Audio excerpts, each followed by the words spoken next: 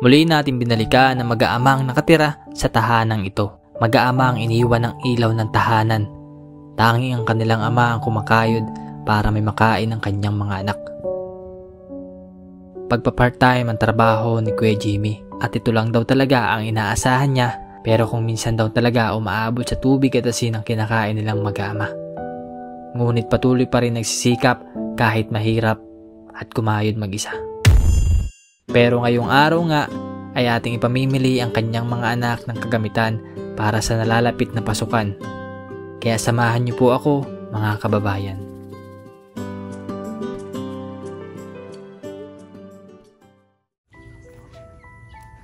Kuya? Bis sa paglalaba. Ulanin pa man din ngayon. Kamusta ho? Nakuha ko na yung requirements? Patingin daw. Pasuyo daw muna. Ito pa laban nyo ngayon. dami.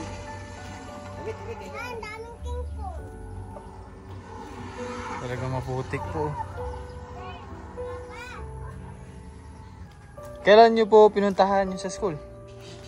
Kahapon, no? Kahapon? Ayan, so napa-enroll na daw ni Kuya Jimmy. Napa-enroll ko na ho yung dalawa. Daw. Ito po ang kailangan. Sige, pera muna ako nito. Ano po yan? Kinder at grade 1? Sige. So akin na lang muna to, ano? Sige po. Kailangan, ito naman yung mga ano lang eh. Requirements lang naman yan, ano? Ayan, so bibili natin to. Nago ng mga bata, kuya? Ayun po, nang hiram po ng kanting panuuran nila. Ha? Meron panuran? Kamusta naman po pag naulan? Tulo, ay min. Parang meron ng mga tape-tape po yung ano, no? Lahat na ho yung bubog. Kahit tayo na lang. Ha? Di ba sa rin po? Kamusta naman kayo ng malakas ang ulan? Ayos na ho, nandiyan sa loob. Ha? Nandiyan sa loob. Tambay. Nalagyan nyo na lang ng tape yung pinakang butas. Nalagyan ko na lang. Siya at tingnan natin kung ano yung pwedeng magawa natin sa bahay mo, kuya. No? Kaya pa paano masolusyon ng lambaga. Kasi bawal naman gawin yan eh. Bawal pagawa. So kung ano lang yung pwedeng natin. Mailagay, ano? Ano ulam nyo kanina? Itlog lang ho. Itlog sa umagahan. Sa umagahan wala. Kape. Kape sila. Halos papuno na rin yung balon nila dito. Hindi ka nakuha ko yan ng pang ano? Pang-labalaw. Pang-banlaw. Talaga sila, no? Dapat si Princess pala ay naturuan na maglaba. Marunong ka na ba, Princess, maglaba? Neng? Hindi ba po. Mahina pa po ang body niyan eh. Dapat na araw na akong sama ng katawan. Ay, nalagnat. Siya, may naman gamot. Meron naman po. Mga nakatindahan. Ba, next week ay may pasok na. 29.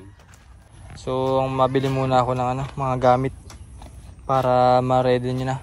Ano pa pong wala kay Princess at kay Giselle? May bag po. Bag? Bag at saka sapatos. Bag, sapatos. May pinaglamaan ng isang unit po. Bukod po dun, gamit nung binigay mo sa akin. Yun lang naman, bag at sapatos. Silang dalawa? Anong sukat nung paa ni Princess? Dabi, patingin doon yung unit mo. Taas.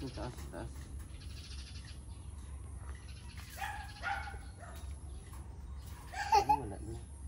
Kaya adangkalin ko na lang kung gaano kalaki. 30 po. 30? 30. O 30 o 32. Daw kuya. Yan po. Ay, dangkalin ko na lang, pakiyabak lang kuya. Isang dangkal. Isang dangkal baga. Tama. Kay ano? Kay Jillian.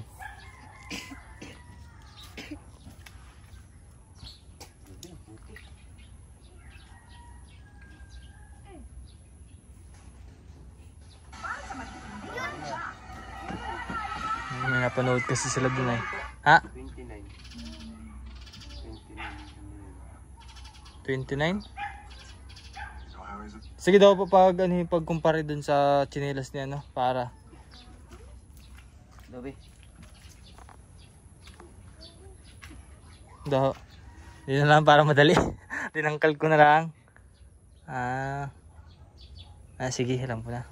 Isang dangkal tapos ano, ma-3/4 itong kamay ko. Anong gusto niyong bag? Yung may Batman? Pambabae, ano? Pambabae, ang abilin kuya.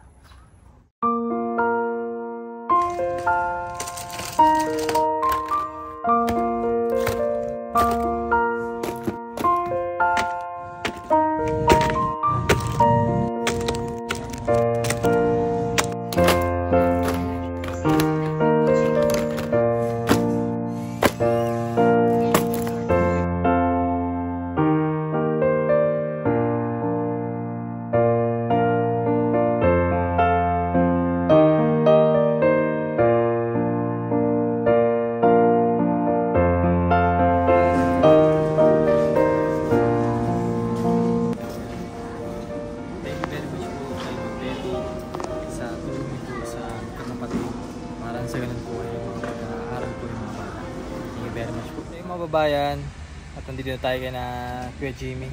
So, nakabili na nga pala tayo ng mga bag, sapatos, medyas, tapos mga kakailanganin po ng mga bata, notebook, kung ano pa pong mga requirements na binigay po sa kanila para sa next week po ay ready na po yung magkapatid. So tara po, puntahan na po natin yung mga bata. Kasama ko nga po pala yung mag-ina ko. So tara dito.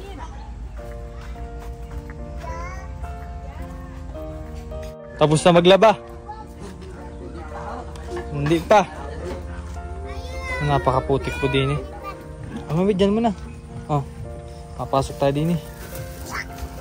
Wait lang at nakaipit na nga ang ating kamay.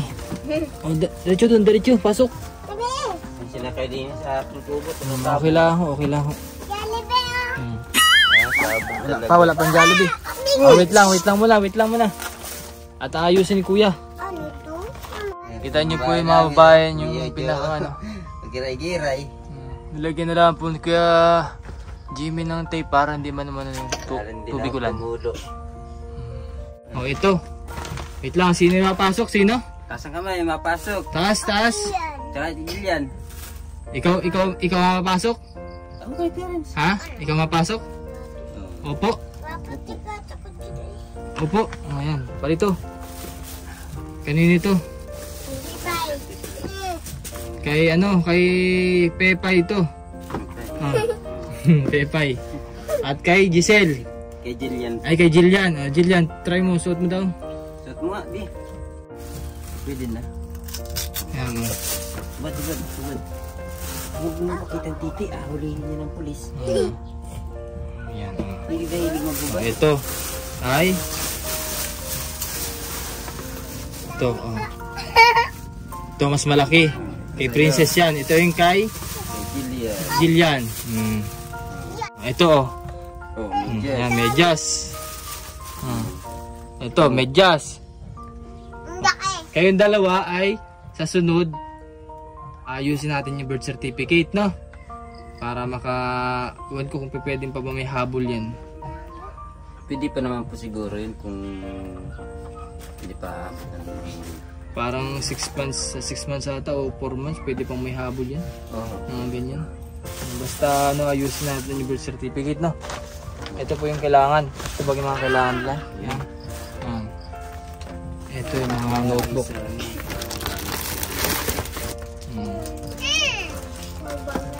Ito.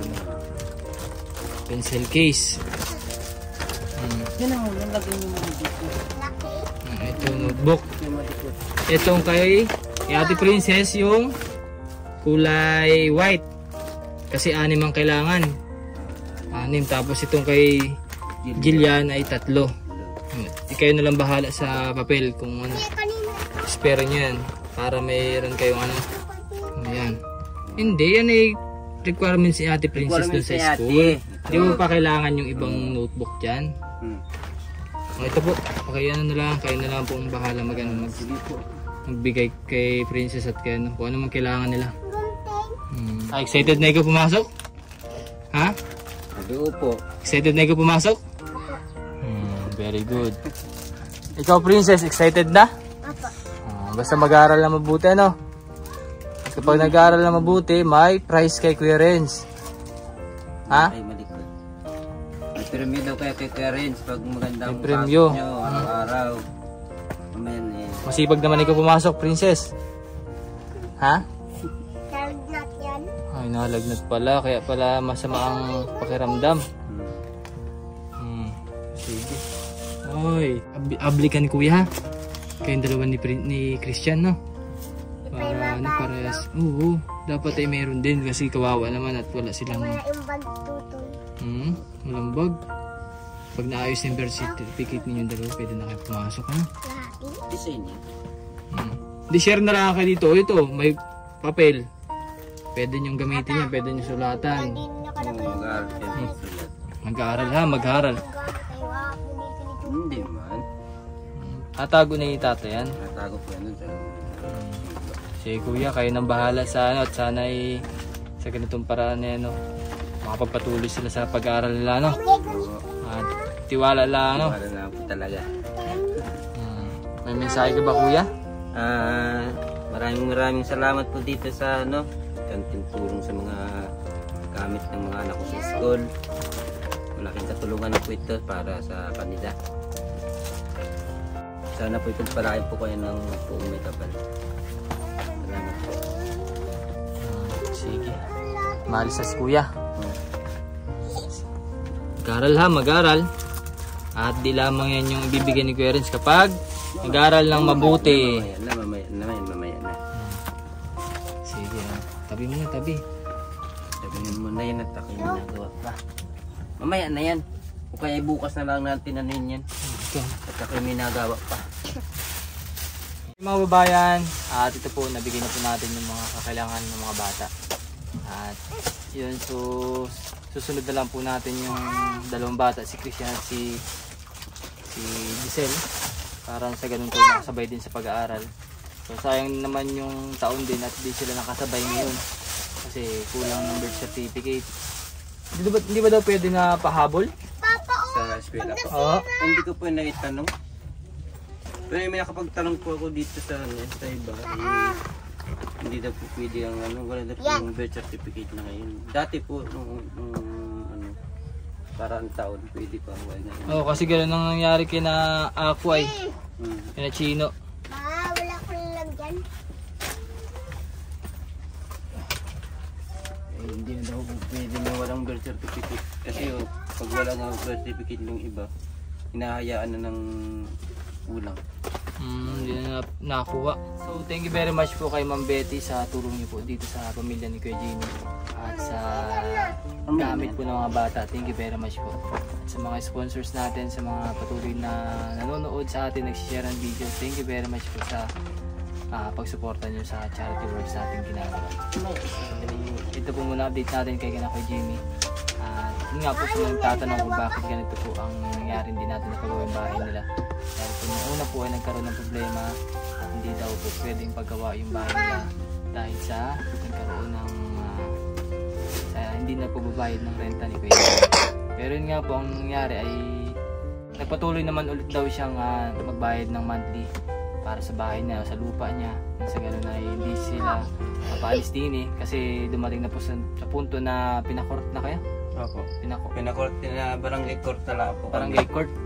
Para maliwanagan kung ano yung possible na mangyari kapag hindi nagbayad.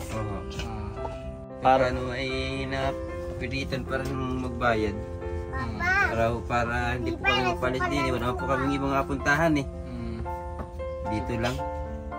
So yun na lang ang matutulong na lang namin ay kung ano man yung pwede namin ma-donate sa iyo sa bahay mo para kahit paano hindi man ganito. Ano? Aha. Sige kuya, salamat po. Salamat din po sa inyong tulong. Sige po. Bye. Bye-bye.